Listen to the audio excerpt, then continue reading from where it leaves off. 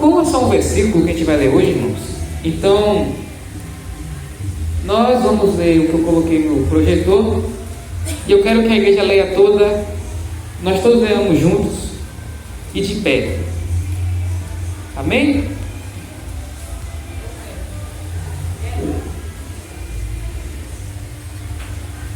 Então, Juízes, capítulo 21, 25. Todos juntos? Naqueles dias não havia rei em Israel. Cada um fazia o que achava mais certo. Mais uma vez. Naqueles dias não havia rei em Israel. Cada um fazia o que achava mais certo. E uma última vez. Naqueles dias não havia rei em Israel. Cada um fazia o que achava mais certo. Senhor, meu Deus, meu Pai, nós agradecemos, Senhor, por mais uma vez ter permitido nós estarmos aqui, meu Pai, para louvar o Teu nome e para agradecê-lo. Nós agradecemos pela oportunidade, Senhor, que o Senhor nos dá todo domingo, meu Deus, de estar na Tua casa para Te adorar e Te exaltar, Senhor. Nós Te agradecemos pelos louvores, Te agradecemos por cada irmão que ofertou aqui, Senhor. Continua multiplicando os bens deles para que eles possam contribuir com a Tua obra, meu Pai. Senhor, eu Te peço pelos irmãos que não puderam vir. Cuida de cada um deles, meu Pai, o Senhor sabe os motivos. Então eu Te peço, meu Pai, qualquer coisa, Senhor, que venha nos impedir de ter comunhão contigo, meu Pai, seja aqui na igreja de Deus ou em nossas casas, seja quebrado em nome de Jesus, Senhor. Não permita que nada venha nos afastar de Ti, Senhor, mas que possamos a cada dia mais procurar, Senhor, estar perto de Ti, buscar a Ti, meu Deus. Nos abençoe esse momento em que vamos ouvir a Tua palavra, meu Deus, que a Tua palavra mude o nosso modo de pensar, mude o nosso modo de falar, o nosso modo de agir, o nosso modo de ver o mundo, meu Deus. E que a Tua palavra molde o nosso viver a cada dia, Senhor. É isso que nós pedimos em nome de Jesus. Amém e amém. Irmãos, o livro dos Juízes é um dos livros mais violentos, controversos e difíceis de entender de toda a Bíblia. Quando lemos esse livro, nós estamos vendo sobre uma história de guerras, idolatria, abuso e desobediência.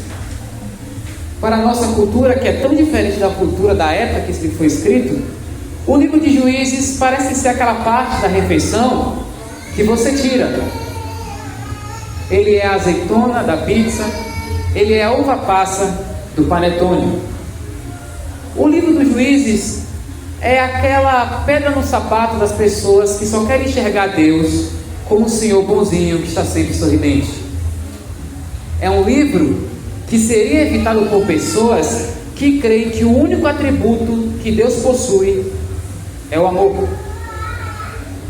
Porém, o livro de Juízes nos mostra um Deus que é amor, mas que também é justo. Um Deus que castiga. Um Deus que não se deixa escarnecer. Um Deus que tem total direito de exercer juízo sobre os seres humanos, utilizando os meios que Ele quiser utilizar. Infelizmente, durante a leitura do livro de Juízes, nós vamos encontrar Israel se esquecendo desse Deus amoroso e justo e se desviando para outro caminho. E uma frase vai se repetindo durante o livro, quando se refere a essa ação de Israel: e o povo fez o que era mal aos olhos do Senhor. O que leva alguém a fazer o que é mal aos olhos de Deus? O que leva alguém a ir contra aquilo que Deus propõe? A resposta para essas duas perguntas é esquecê-lo. Quando o homem se esquece de Deus, ele naturalmente faz o que é mal aos olhos de Deus. Quando o homem se esquece de Deus, ele naturalmente, ele espontaneamente faz o que é mal aos olhos de Deus. E o livro se encerra com uma frase que também é bastante recorrente: naqueles tempos não havia rei em Israel. Cada um fazia o que achava mais certo. Então essas são as duas frases que definem o livro de Juízes: o povo fazer o que é mal ao Senhor, e essa relembrança que não havia rei em Israel e cada um fazia o que achava mais certo. O objetivo desse sermão é mostrar que a igreja deve manter os seus olhos em Cristo, para que ela não se perca, assim como Israel se perdeu no caminho. Que Deus abençoe nessa leitura e que nos ajude a entender a sua palavra. Amém. Primeiramente, nós temos que entender o contexto em que se passa o livro de Juízes. O livro dos Juízes se passa em um momento da história entre a morte de Josué e a conquista da terra prometida. Logo depois da morte de Josué, o povo de Israel perguntou a Deus qual seria a primeira tribo a ir lutar contra os cananeus. Nós temos que entender que a terra de Canaã, a terra prometida, já era habitada por outros povos. Dentre esses povos estavam os jebuseus, os amorreus, os heveus e os gigazeus. Esses eram alguns dos povos que formavam o povo que nós chamamos de cananeus. Então, Deus tinha dado uma terra a Israel que já estava habitada. Deus havia prometido essa terra a Abraão e aos seus descendentes. E Abraão havia chegado em Canaã, porém ele perambulou como estrangeiro durante toda a sua vida, como também seu filho Isaque e o seu neto Jacó. Ou seja, os antepassados dos israelitas chegaram até a terra de Canaã, só que eles perambularam por lá.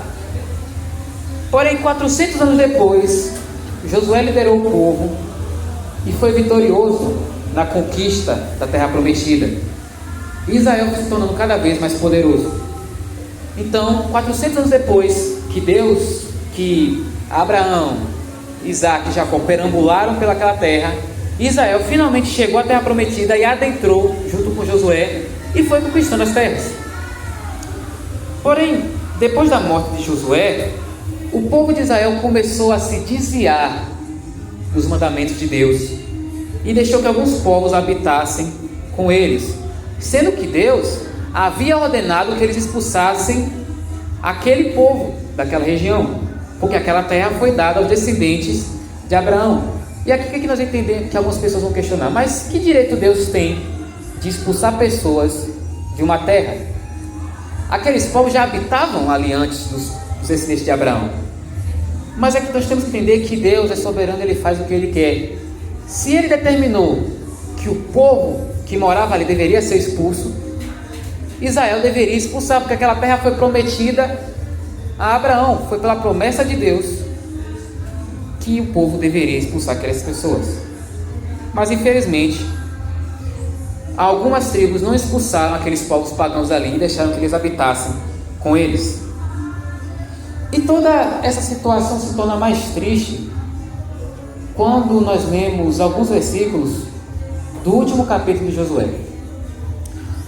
Depois de reunir todas as tribos de Israel em Siquém, os anciãos, os seus oficiais, os seus chefes e os seus juízes, eles se apresentaram diante de Deus. Lembrem disso, eles se apresentaram não apenas diante dos seus oficiais, da sua liderança, mas diante do próprio Senhor. Josué faz um longo discurso contando desde o chamado de Abraão até a libertação do Egito, contou os detalhes da história de Israel no deserto e sobre todas as bênçãos que Deus concedeu ao povo. Esse é o discurso de Josué, que não deu para colocar aqui porque é muito grande. Por fim, Josué diz que aquele povo deve temer e servir ao Senhor.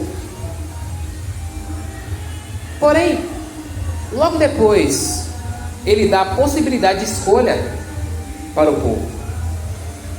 Ele dá a possibilidade de Israel escolher quem eles vão servir, caso eles não queiram servir ao Senhor: aos deuses pagãos que os antepassados deles serviram, ou aos deuses amorreus em cuja terra estes estavam morando.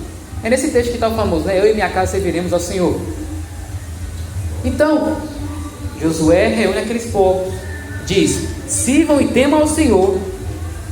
Mas ele então fala: se vocês não quiserem servir a Deus, sirvam ou os deuses pagãos dos seus antepassados, ou aos deuses dos povos cuja terra vocês estão. Porém, o povo respondeu, talvez de forma bem energética, o seguinte: longe de nós abandonar o Senhor para servir outros deuses, porque o Senhor é o nosso Deus, Ele é quem tirou a nós e aos nossos pais da terra do Egito, da casa da servidão. Ele é quem fez estes grandes sinais aos nossos olhos e nos guardou por todo o caminho em que andamos, entre todos os povos pelo meio dos quais passamos. O Senhor expulsou de diante de nós todas essas gentes, até o amorreu, morador da terra. Portanto, nós também serviremos ao Senhor, pois Ele é nosso Deus. Então você vê aqui pessoas declarando, talvez em uníssono, em alta voz, que eles servirão ao Senhor. Josué então adverte ao povo: vocês não poderão servir ao Senhor, porque é Deus santo, Deus zeloso, que não perdoará a transgressão e os pecados de vocês. Se abandonarem ao Senhor e servirem deuses estranhos, Ele se voltará contra vocês e lhes fará mal e destruirá e os destruirá depois de lhes ter feito bem. Então o povo de Josué: não, o que queremos é servir ao Senhor. Josué então disse que aquele povo é testemunha contra eles mesmos, ou seja, eles sabem o que eles falaram para Josué. Eles sabem o que falaram para os juízes. Eles sabem o que falaram diante de Deus. Ou seja, eles eram testemunhas contra eles mesmos. E o povo confirma: sim, nós somos. Nós vemos um povo declarando, não somente diante dos líderes, mas diante de Deus, que servirão ao Senhor. Eles declararam, talvez em alta voz: nós queremos servir ao Senhor. Mas quando nós vamos ler o livro de Juízes, não é isso que acontece. Quando nós vamos ler o livro de Juízes, nós vemos um povo muito inconstante em servir ao Senhor. No desenrolar da história, nós encontramos um ciclo que vai se repetindo. Israel faz o que é mal aos olhos do Senhor, Deus os entrega nas mãos de seus inimigos para castigá-los, o povo clama por um libertador, Deus levanta um juiz que liberta o povo obedece a Deus enquanto o juiz está vivo, o juiz morre, e aí volta lá para o começo. Israel faz o que é mal aos olhos do Senhor. E esse ciclo vai se repetindo durante a história do livro de Juízes. E encontramos a outra fase recorrente. Naqueles tempos não havia rei em Israel. Então é esse ciclo: Israel faz o que é mal, Deus castiga entregando nas mãos dos seus inimigos, eles clamam para alguém para libertar eles, Deus levanta um libertador, o povo obedece a Deus enquanto o juiz está vivo, o juiz morre e o povo volta a fazer o que é mal aos olhos de Deus. É um ciclo que não se acaba. Israel era tão inconstante em seus caminhos que bastava o juiz morrer que então o povo se desviava. Bastava o juiz não estar mais lá que o povo voltava às mesmas práticas de antes. Talvez alguns até se torcessem para o juiz morrer, né? Tomara que fulano morra logo para eu voltar a idolatrar. Tomara que fulano morra logo para eu voltar a fazer o que é mal. Essa é a inconstância que nós vemos no livro de Juízes. Eles precisavam que alguém estivesse à frente deles para guiá-los e mostrar o caminho correto. E quando esse alguém morria, eles voltavam a praticar o que é errado. E percebam, esse era o mesmo povo que respondeu a Josué: longe de nós abandonar o Senhor, Ele é o nosso Deus. Esse mesmo povo se desviava sempre que o seu líder morria, se desviava sempre que o juiz morria. Um povo que declarou em alta voz: nós queremos servir ao Senhor. Meus irmãos, é muito bonito estar na igreja, cantar, orar, levantar as mãos, derramar lágrimas e tudo mais. Em algumas igrejas que tem fotógrafo e tal, as pessoas até postam, né, uma foto chorando no Instagram, no Story, bota um louvor, bota um salmo, bota um versículo da Bíblia, e é bonito se ver. Mas quando nós saímos da igreja Onde está essa beleza toda? Quando você está fora daqui,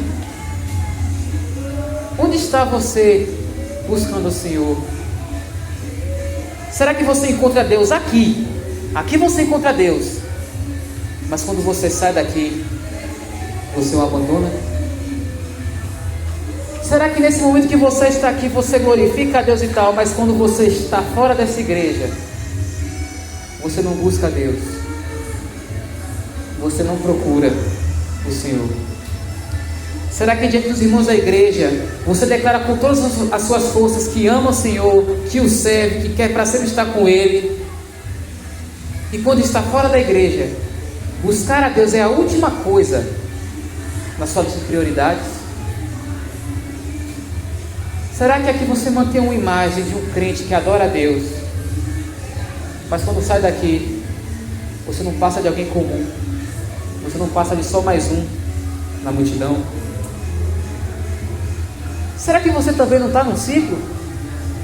Você vem à igreja, participa do culto, volta para sua casa e continua com as mesmas atitudes de sempre. Vem à igreja, participa do culto, volta para casa e continua com as mesmas atitudes de sempre. E não muda, não ocorre uma mudança, é sempre esse mesmo ciclo.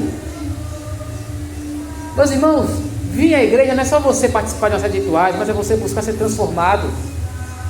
Os louvores é para transformar você, as orações são para transformar você, a pregação é para transformar você. Se você vem aqui, cumpre os rituais e faz tudo o que tem para fazer, mas você não muda, não valeu de nada você estar aqui essa noite. Não valeu de nada você ter cantado, você ter orado, você ter ouvido a pregação. E tudo isso começa com uma ação: se esquecer de Deus. Quando você continua da mesma forma, quando vem à igreja, quando sai da igreja, você esqueceu o que cantou para Deus louvores, você esqueceu o que disse para Deus orações, você se esqueceu do que Deus disse para você na pregação. Quando nos esquecemos de Deus, nós nos esquecemos de fazer o que é correto. Não existe mais um parâmetro para nossas ações. Não existe mais um pensamento que baliza nossas ações. Tem uma frase muito famosa que diz, muito famosa não, né? Bem conhecida para quem lê livros: se Deus não existe, tudo é permitido. Não existe mais argumento útil, não existe mais pensar antes de agir, porque você se esquece de Deus. Então você não tem como você fazer o que é correto se você se esquece de Deus. Até mesmo as ações que você faz nessa igreja, se você não tem essa consciência, é para Deus, meus irmãos, não vale de nada. Você canta, mas se esquece para quem você canta. Você ora, mas se esquece para quem você ora. Você escuta a pregação, mas se esquece de quem provém as palavras. Logo, se você se esquece de Deus, você não sabe o que fazer. Você não sabe fazer o que é correto. É claro que pessoas que temem a Deus, que realmente creem em Deus, que o buscam, cometem pecados. Ninguém está livre disso. Talvez a coisa que cristãos verdadeiros mais peçam a Deus seja perdão. Todo dia você ora a Deus pedindo perdão por algo que você fez. Cristãos que realmente creem em Deus, que o servem, não estão livres de cometer pecados. Mas pessoas que amam a Deus, que amam ao Senhor, buscam lutar contra os seus pecados, buscam no próprio Deus a força para vencer as tentações. Porque aqui nós vamos encarar outra situação bem ruim. Você cai no pecado, você comete um pecado, então você diz: eu vou ler mais a Bíblia, eu vou orar mais, eu vou fazer aquilo, eu vou fazer isso. E você coloca toda a responsabilidade, toda a força para fazer isso em você mesmo. Você acha que por sua força você consegue buscar a Deus. Eu vou dizer, você não consegue. Que força existe em você para buscar a Deus? Que poder você tem para mudar a situação de algum pecado? Você não tem. Quando você olha em você tentando buscar força para vencer algum pecado, você não vai encontrar forças. Você vai encontrar desejo, você vai encontrar anseio para cometer esses pecados. Então nós temos duas realidades de esquecimento de Deus. Quando você comete o pecado, você se esquece de ser fiel ao Senhor. E quando você busca lutar contra o pecado com suas próprias forças, você esquece de buscar a Deus, de buscar em Deus as suas forças. E vejam, Israel buscou o Senhor. As opressões, Israel clamou ao Senhor por um libertador. Mas o problema estava no fato de que depois que a paz era restaurada e o juiz morria, o povo voltava a fazer o que era mal aos olhos de Deus. Então o problema está também em você vacilar. Você vencer algum pecado, amém por isso, mas você não pode vacilar, você não pode abrir brechas, você não pode parar de lutar, porque o pecado vai estar todos os dias querendo voltar para que você faça. E aí, então você pensa, eu venci esse pecado, estou forte. Então quando você menos espera, você está em um site que você não deveria acessar, você está enchendo a cara. Meus irmãos, não deixe de lutar contra o pecado por acharem que você já venceu. Não vacilem, não deixe de buscar a Deus pedindo para que Ele dê força, para que você não caia nesse pecado. Porque é isso que Israel fazia. Eles eram oprimidos, pediam a libertação, Deus libertava, a paz era restabelecida, então voltavam. Eles vacilavam, eles voltavam a fazer mal, eles voltavam a fazer o que era mal aos olhos de Deus. Israel deveria continuar no caminho correto para não se desviar, e deveria ensinar aos seus filhos o caminho correto para que ele também nos desviasse. Ou seja, Israel não apenas deveria servir, não deveria apenas seguir o caminho, mas também deveria ensinar e ser o exemplo para os seus filhos. Em Juízes mesmo fala que se levantou uma geração que não conhecia Josué, uma geração que não conhecia o Senhor. Por quê? Porque Israel falhou em ensinar aos seus filhos sobre o que Deus fez por eles. Israel não apenas se esqueceu de Deus, mas se esqueceu de ensinar sobre Deus. Eles já estavam no meio de povos pagãos por não os terem expulsados, e agora estavam praticando as mesmas obras más que aqueles povos. Ou seja, eles não só descumpriram a ordem de Deus de expulsar aqueles povos, mas também se desviavam do caminho que Deus ordenou que eles seguissem, para cometer as mesmas obras más que aqueles povos. Nesse tempo presente, a igreja se encontra em um mundo que rejeita a Deus. A igreja se encontra em um mundo que rejeita a lei de Deus. A igreja se encontra em um mundo que odeia a Deus e as suas leis. Mas ao contrário de Israel, a igreja não deve expulsar as pessoas, mas acolher as pessoas e apresentar a mensagem do Evangelho. Então veja, a igreja, o povo de Deus, está no meio de um mundo pagão, no meio de um mundo que rejeita a Deus, e a igreja deve pregar o Evangelho para que assim elas possam tirar algumas pessoas do mundo e trazer para o povo de Deus. Essa é a função da igreja: ensinar o Evangelho.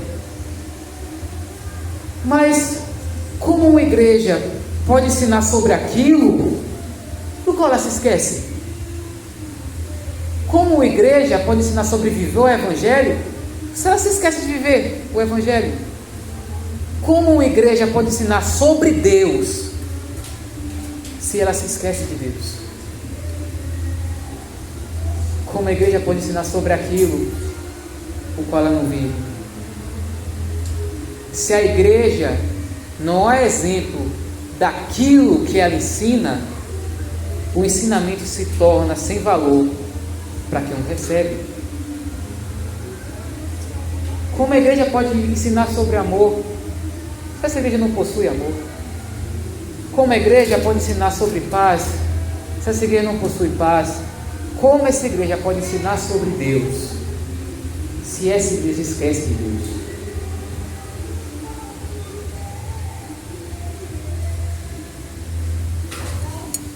Será, meus irmãos, que Deus precisa levantar um líder para que a igreja siga no caminho correto? Será que Deus precisa levantar um juiz para que a igreja siga no caminho correto? Será que todos os dias será que Deus precisa levantar uma pessoa que todos os dias vai nos lembrar de fazer o que é correto? A verdade é, meus irmãos, que Deus já levantou. Deus já levantou o líder da igreja.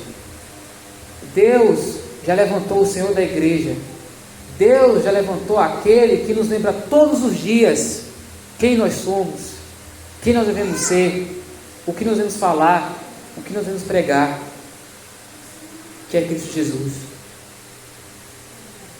Deus já levantou esse líder. Por que existem igrejas que caem? Porque se esquecem de Cristo. Por que existem cristãos que servem mal às suas igrejas? Porque se esquecem de Cristo. Por que falhamos tanto em combater nossos pecados? Porque nós nos esquecemos de Cristo. Meus irmãos, é assim. Esse é o pontapé inicial para você fazer o que é mal aos olhos de Deus. Se esquecer dele. É essa ação que você faz. Porque quando o homem se esquece de Deus, ele não precisa dizer para si: agora eu vou fazer o que é mal aos olhos de Deus. Ele naturalmente faz. Por natureza o homem se esquece de Deus e faz o que é mal aos olhos dele. Porque não existe mais argumento, não existe mais trava, não existe mais pensamento último, não existe mais lei sobre esse homem. Se o homem se esquecer de Deus, por natureza ele faz o que é mal aos olhos de Deus. E se a igreja se esquece de Cristo, por natureza ela faz o que é mal aos olhos de Cristo. Quando o livro de Juízes diz que não havia rei em Israel, não está se referindo unicamente a uma autoridade terrena, mas se refere também ao esquecimento de Israel que o Senhor era o seu rei. Israel não precisava de líderes humanos. Israel não precisava que Deus levantasse juiz após juiz, porque Deus é o verdadeiro juiz. Deus é o verdadeiro governante do seu povo. Deus é o verdadeiro guia do seu povo. Deus está sempre à frente do seu povo. Deus fornece instruções para o seu povo seguir.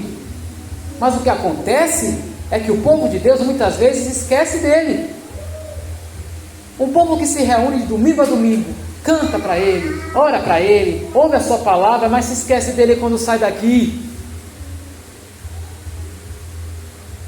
Como essa igreja, como uma igreja quer crescer se ela se esquece do mais importante, daquilo que mantém a igreja viva, que é Deus, que é Cristo?